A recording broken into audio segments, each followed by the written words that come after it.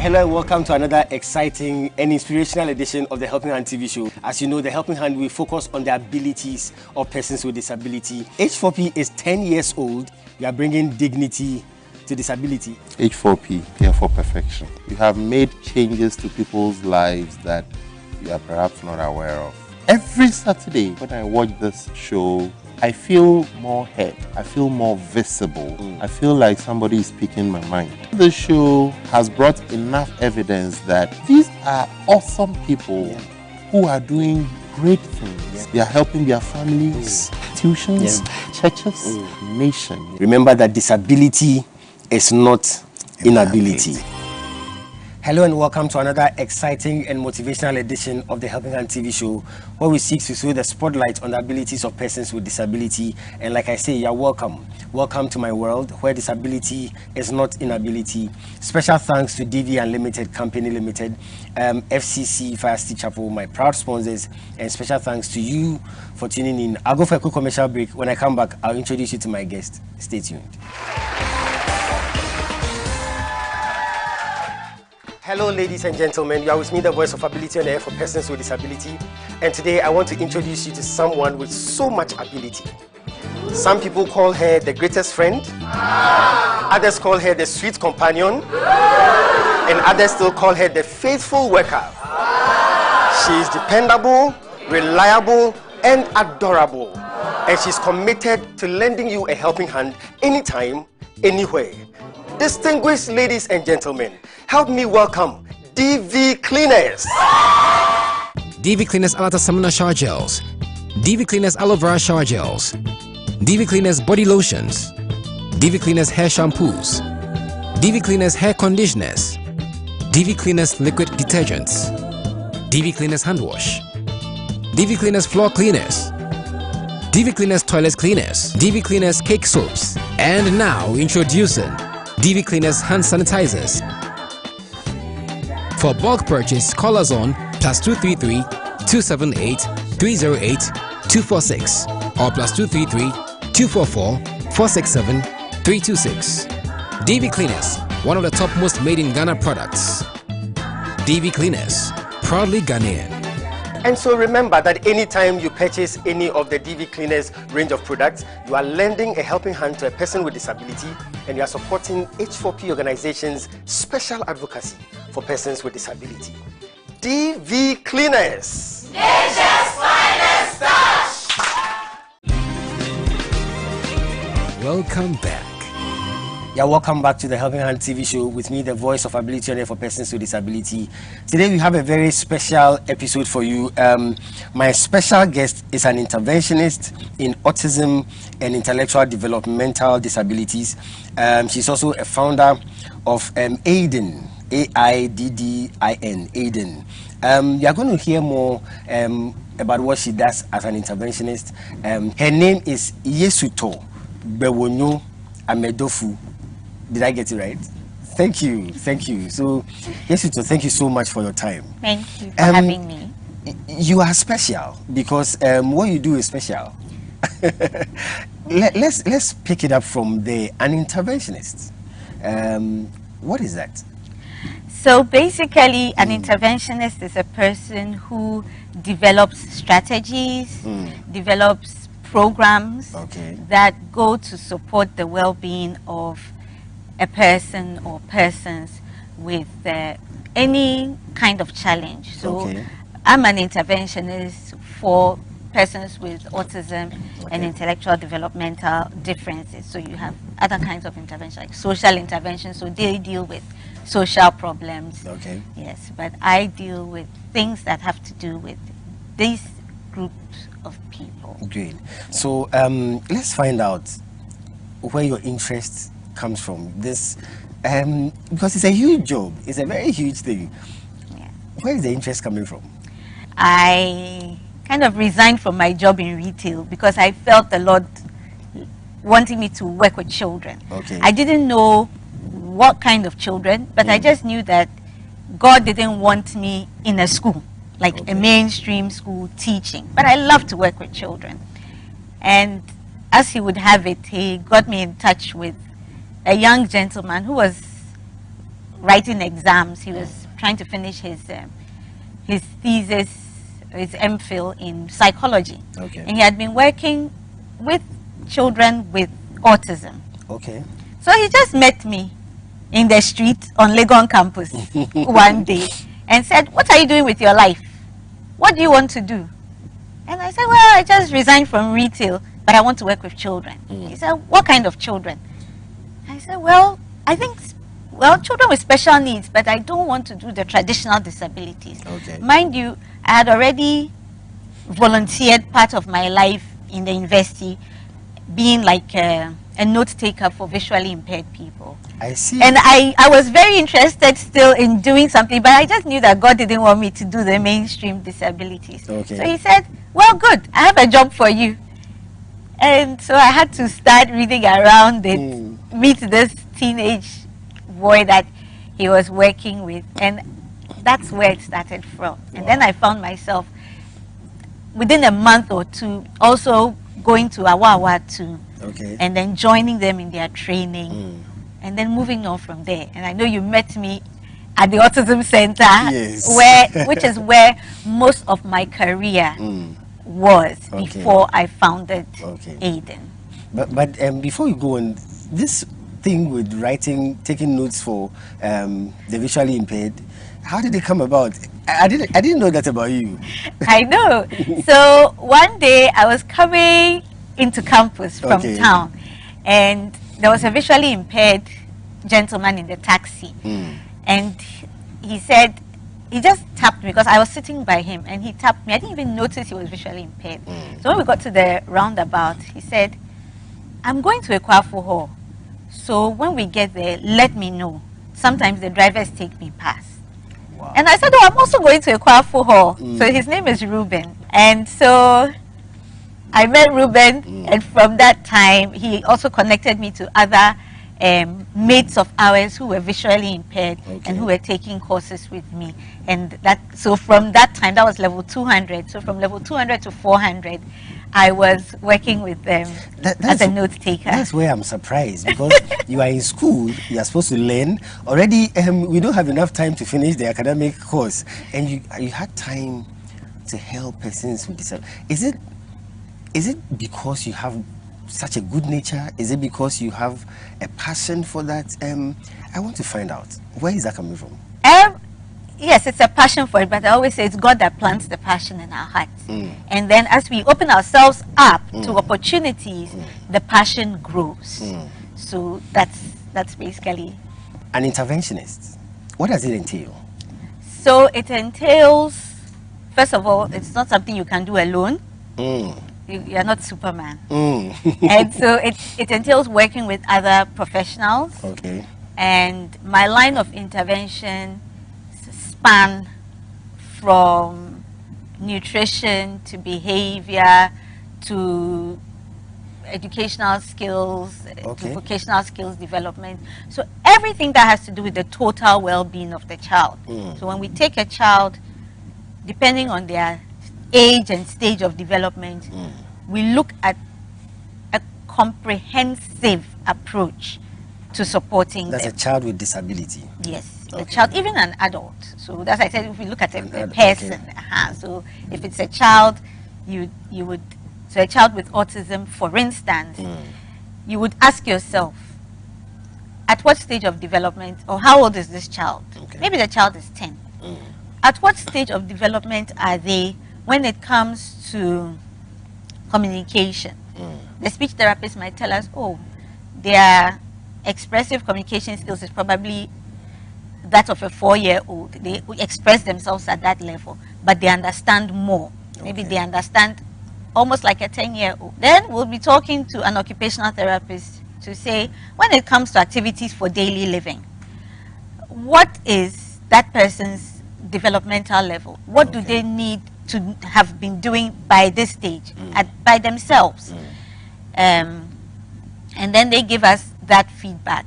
And then if they are not up to, then we look at in what ways can we support the child so that they can reach that level, or at least, move on and be closer to that level. We also work with nutritionists and dietitians. Okay. Because some of these persons also have digestive issues that might impact other aspects of their lives. They might have other feeding issues. You can have a 10-year-old who is not chewing. Yeah. And so we want to find out what other ways can we ensure that that child is getting the nutrients that they need. We can talk to the speech therapist and also find out why is he not chewing. Is there something else going on there? We can also talk to the occupational therapist. Is there some sensory issue for which reason the child is not chewing? So how can we overcome these things so that the child can chew and of course eat healthy stuff? So you see that it's not just about one person. Then we come to the intellect and cognitive skills and education. And you want to find out, is the child at par with their peers? Are they at the level that they should be? If they are not, what things should we put in place? What are the foundational or pre-academic skills that they need to be able to build up and at least progress? That's in spite of their disability. In spite of their disability. If they cannot pick up certain concepts like the other children are doing, what other ways can we deliver the lessons so that they can grasp it? What things are they going to be able to grasp and what things are they not going to be able to grasp? You know, and it's very interesting because I worked with a child with Down syndrome, and let me use this. And in their class, they were doing addition and subtraction. This boy didn't get the subtraction. As at class 3, he wasn't getting it. He had learned to read in like 2 terms, so we're very optimistic. Addition, he's gotten it, so subtraction. He didn't get subtraction, but he got multiplication. He got division, and he worked on subtraction at the end of class 4. Wow. So it's very interesting. If you are just looking at it in a linear way, you might miss some things because they are developing atypically. It is not going to be linear, but it doesn't mean they cannot pick certain concepts. It will take a lot of time. It takes a lot of time. It takes a lot of interaction with the children to be able to say, oh, this child has this foundational knowledge. This foundational knowledge, for instance, knowledge when it comes to sharing items in equal numbers. Maybe this child, when you say, oh, we are 7 people in this room, there are 42 pieces of candy, go and share it. And the child is able to share it and everybody gets 6, 6, 6, 6, 6. That should tell you that that child has some foundational knowledge of division. He may not be adding, he may not be reading, but he has that. So now, how can we leverage on that to teach other skills rather than saying, this is not what we want to be doing at this time. Come and learn the 1 + 1. It is not a linear process. And sometimes, especially in the schools, the teachers miss that. They miss it. They say, if it is this, you will do it. But this one you are not doing. If the child can focus and kick a ball straight into the net, that guy has a sense of geometry that we haven't thought about. How can we leverage on it? And that's where I come in, working with other professionals to say, that's where I will come in and go for a break. This is interesting. My guest is amazing. We'll go for 60-second success. We'll be right back. My guest is not going anywhere. We'll continue. Stay tuned. Focus, true grit. Keep going. Keep your eyes on the prize. No stopping, because winning is not an option.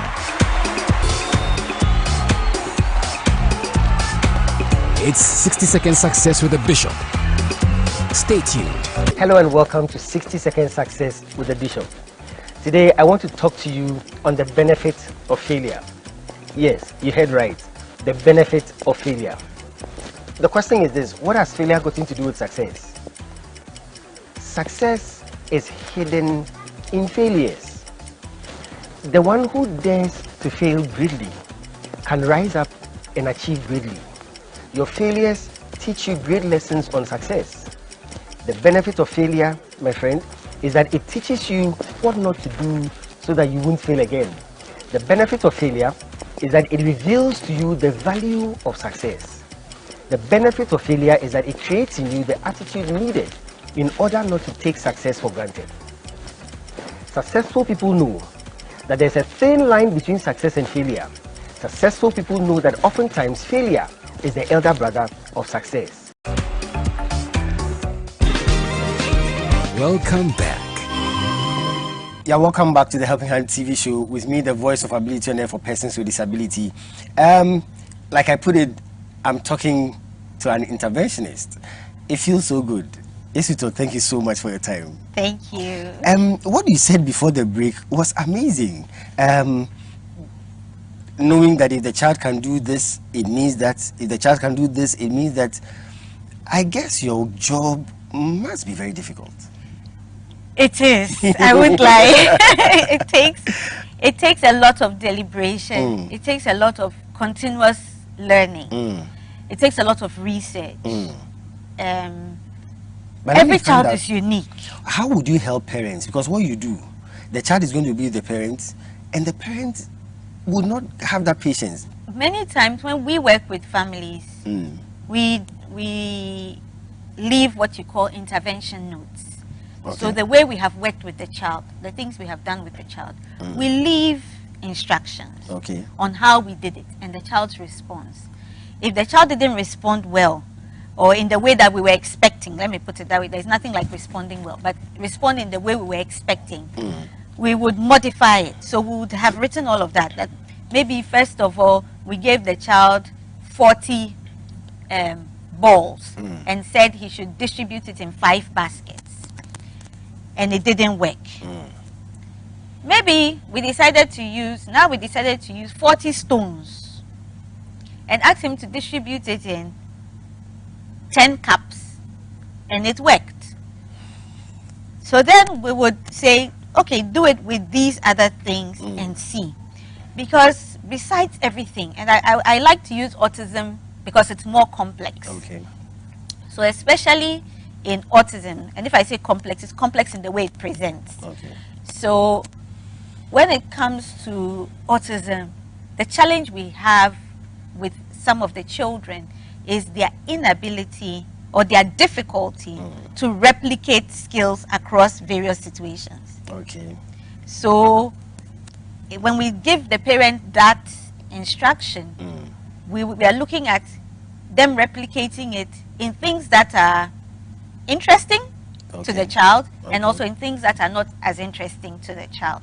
Just to see if it's just the issue of interest or is the fact that the child has not gotten the concept. Because if you are only using chalk and a board to teach a concept, or you are only using pencils and the child cringes every time they see a pencil or a writing tool, then you should use other things that they enjoy. Use Legos to do it. Use other colorful objects. And all these things are even part of what you want to call behavior management. Because sometimes as you are teaching, as you are trying to get them to develop new concepts, there's some resistance. Yeah. The resistance is coming from the fact that they don't know what to expect next, and there's a lot of uncertainty, and they're anxious about it for many of them. And so, when you are introducing new concepts, you want to start from what does the child like to do? What things are they drawn towards? Because then at least that's a bit of certainty in the child's life. All of us, let me use this this analogy.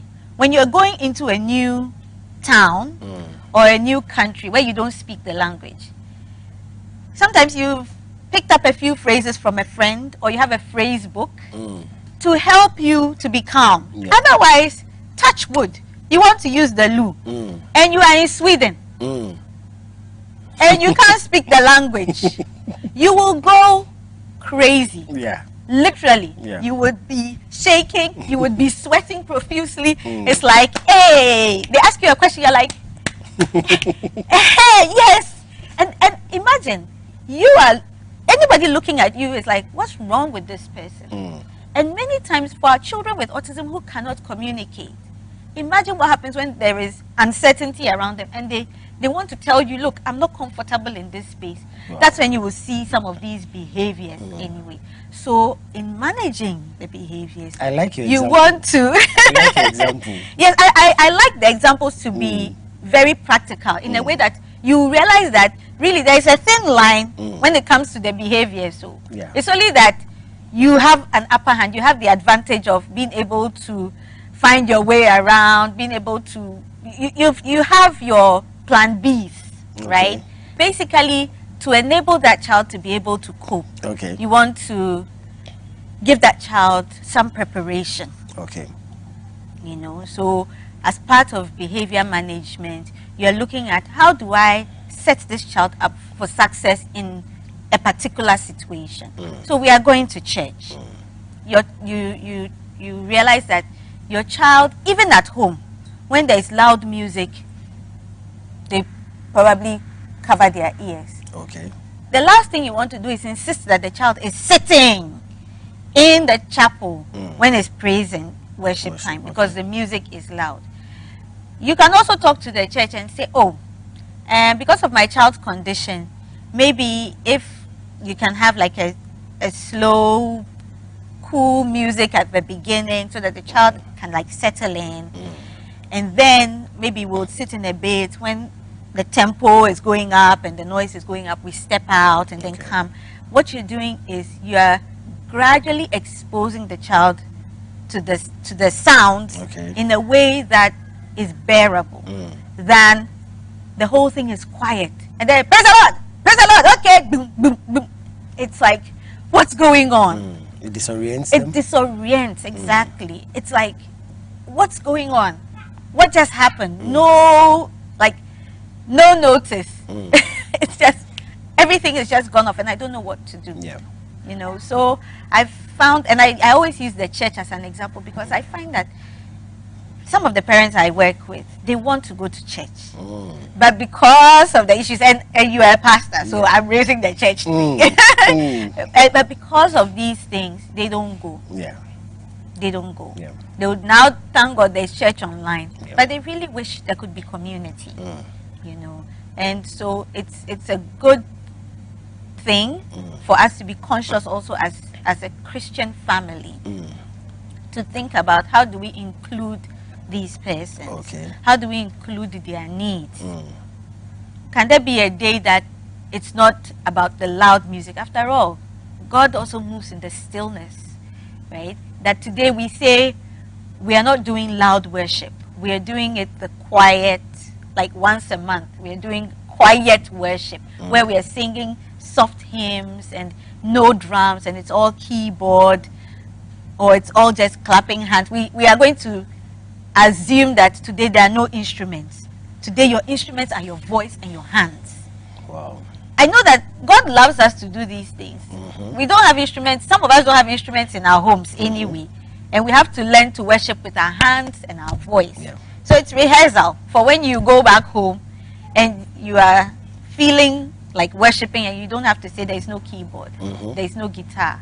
You know, that is an opportunity for the church to grow in terms of what is singing praise to God, what does it entail, but it's also an opportunity to ensure that if there is anybody who has these issues with the loud music and all of that, as for that Sunday, they can worship. They can fellowship. They can fellowship with you. So it's not just a thing. When I think about inclusion, I don't just think about it as a one-way thing. I think about the benefits also to the wider community, which I think many times when in general, when we talk about inclusion, people are just thinking of us favoring the person with disability.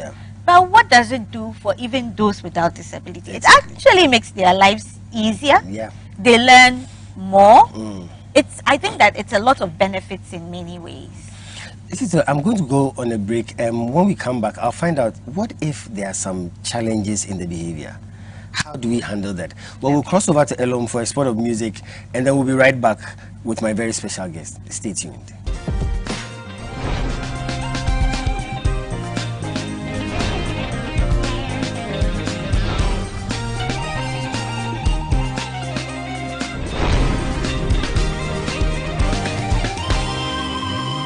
the music segments on the Helping Hand TV show.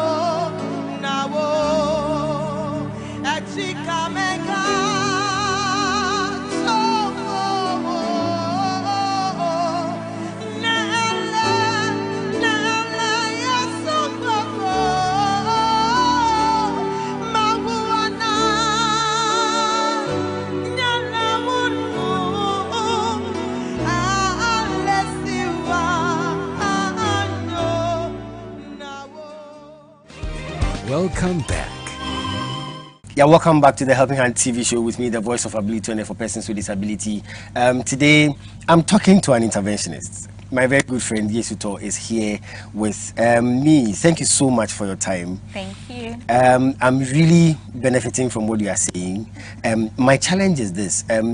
If I have, let's say, a girl child with disability, she's going through developmental stages, and as is normal with most women, you go through your menstrual cycle and all that, and this girl is having challenges with the behavior, having to deal with herself with that, so would soil herself or that, or even a boy, adolescence and feelings, hormonal issues and all that.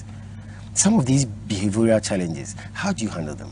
Okay, for a minute I was going to say, were you listening to my conversation a few minutes ago?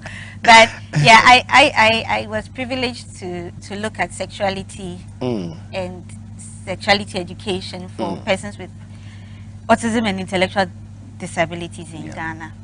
And these are issues that come up every day. It's a big deal. Now, the difference between the way you behave and the way I behave, or the way a person with an intellectual disability or autism would behave, is just based on information and training.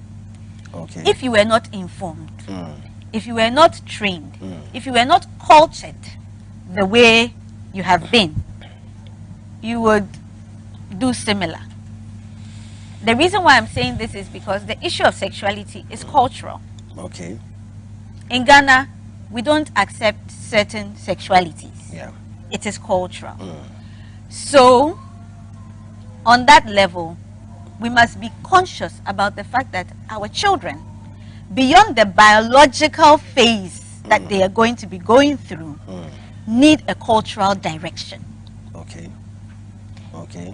You understand? So, in every home I work, I tell them, you start that giving that cultural direction, not when the child is 8 years, not when the child is 9 years. You start from as long as the child can remember. Remember, I told you that with autism, it's difficult for them to replicate what they've learned in one space, from one space into another. Yeah. So, first of all, the child has to use the washroom, or the child has to bath, take a bath. You should not take off their clothes in the sitting room. Because if every day you're doing it in the sitting room, now you say, hey, you're bathing breasts, so now let's go to the bathroom. Sorry, we've been doing the sitting room for 6 years of my life. Okay. Why are we now Changing to the bathroom or the bedroom? So right from day one, start changing your children in the bedroom or in the bathroom. So that culture is established. You understand?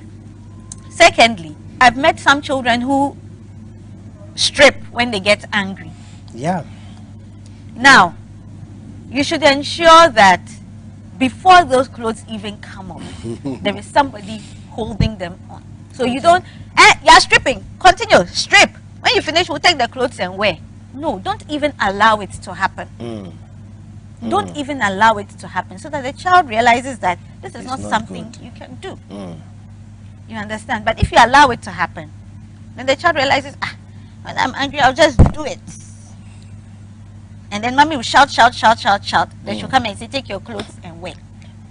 So you want to, there are so many things that have to be in place. And it's about setting, again, like I say, set the child up for societal success. Exactly. And you have to do it from when the child is way young. So let me find out from you, how expensive is it to get an interventionist?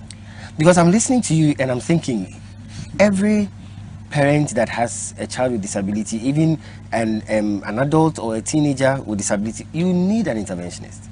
So I put it to you, how expensive is it to get somebody like you to help? Honestly, it is very expensive. Yeah. Because it is time consuming. Yeah. Many interventionists don't sleep. And we are only able to work with a few clients at a time. So I think that generally also there's a need for training. Okay. Training more people. Okay. But also training parents. Okay. I always try to encourage parents that you are actually the child's first therapist. Yeah. You as a parent. And I have watched and I admire parents who cannot afford our services, like if I say our services, us coming in regularly to work with their children, but say I work with them on a couple of hours on some critical issues, and then I say over the next 3 to 6 months, do this and give me feedback. And I see great feedback. So if a parent is also determined, it works. Yeah. But again, like I said, then you're looking at like at least every 3 to 6 months. We review what the issues are and then come back to the drawing board and work on the other aspects. Besides all of that, I say that generally, when it comes to raising children, I think that in Ghana, we have a big problem. Parents are assuming that, like, in fact, I won't even say like plants, but it's, I'm sorry to say this, but it's like you have a pet and all you do is you feed the pet. And you expect the pet to grow. You have to train that pet to use the washroom. You have to train the pet that you can't lie in my sofa. You have to train the pet. Similarly, we have to train our children. We cannot just assume that they would grow and copy what we do. Remember that by the time we are adults, we are so busy, we leave our things all over the place. We do things that we don't want our children to be doing. But at the same time, we are not correcting them. We are not saying, oh, help mommy by picking her bag from the floor and taking it to the room. You leave yours on the floor, so your child also comes back, they leave theirs on the floor. Now, if you have a child with autism or intellectual disability who is also seeing it, then it becomes the culture in the home. There is no way that thing will change for that child. When we want to come and change it, it takes the whole family to change. And so when we also work, we work with the whole family. We don't say, oh, so the nutritional changes we are putting in place. No, like we are saying, we are limiting the sugar. No sugar on the table. No sugar on the table means no sugar on the table for everybody. Because why will you be eating sugar? Then you tell me I shouldn't eat sugar. So no sugar on the table for everybody. We can hide it somewhere, put it in the food before we all go and sit, and then not put it in the other child's food. And that helps. And that helps. And even studies have shown that when people are on like nutritional programs because of their health, when other family members are also part of it, it is successful. So now why for a child will you say, hey, the ice cream is not good for you, but the brother will be eating ice cream. Hey, the coke is not good for you, but the sister will be drinking coke. See, so you should not just say, oh, we are all cutting down on our sugar. And then we all cut down on it. And it helps. And it helps. So even for behavior to be managed well, you need what we call reinforcement and models. So models out there and opportunities that reinforce that behavior. So the reward of it, yes, but the fact that there are other people also partaking in it. Well, H4P is 10 years old. We've been doing this for the past 10 years. It's been the goodness and the mercies of God. I'll go for H4P Showtime. When we come back, we'll talk about Aiden. I'll explain when we come back. Stay tuned.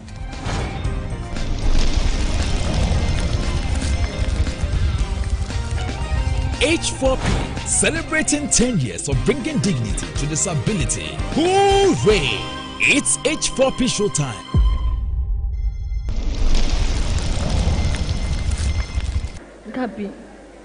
Gabi, the worst part of this whole unfortunate saga is that as I speak to you today, Edna is nowhere to be found. And who is Edna? The she devil my brother was going to marry, God forbid. But how do you mean? She's nowhere to be found. Gabi, from the day she brought that diabolic letter, no one has set eyes on her again.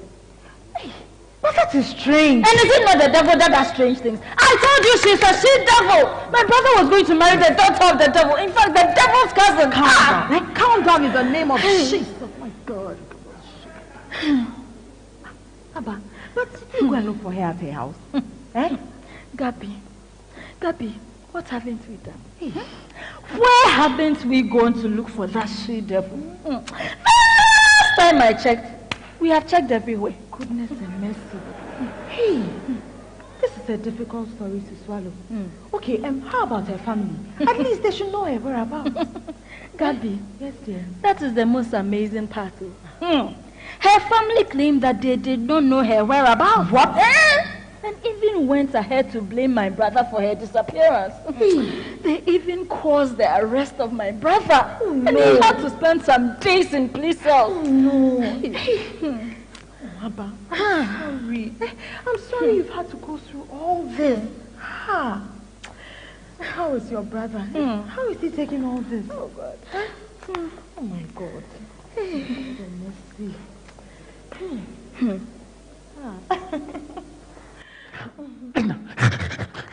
What is going on here? Hey, calm down. Calm down, Fifi, calm down. That's Gabby. It's me, Abba, calm down. That's Gabby, my best friend. Calm down. That is It's okay. The devil is a liar. It's okay. It's okay. It's okay. It's okay. It's okay. The devil is a liar. My God. No weapon That is fashion. Yes, we shall prosper in the name of Jesus. Calm down. Holy Ghost fire. Purchase copies of the H4P melodrama DVDs today. Contact H4P on +233 209 555 777 or +233 596 313 338. All sales are for the promotion of our disability advocacy. So grab your copies now. It's H4P Showtime. It's 10 years of bringing dignity to disability. H4P Ajiko. Yeah, welcome back to the Helping Hand TV show. I'm still talking to an interventionist. Again, it feels so good. Thank you so much, Isito. Thank you. What is AIDEN? So AIDEN is an acronym for a very long name. Autism and Intellectual Developmental Differences Interventions Network.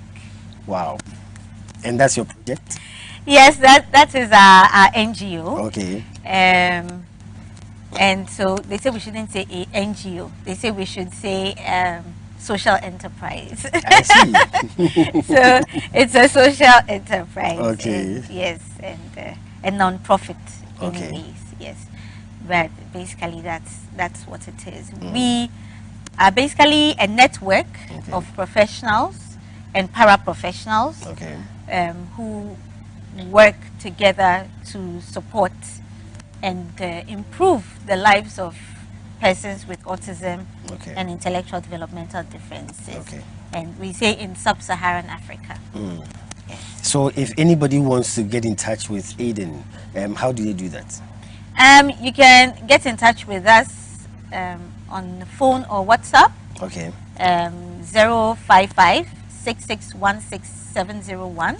You can get in touch with us by email, and that's aiddingh@gmail.com. And you can go to our website and then send a message from there. And our website is www.aiden.org.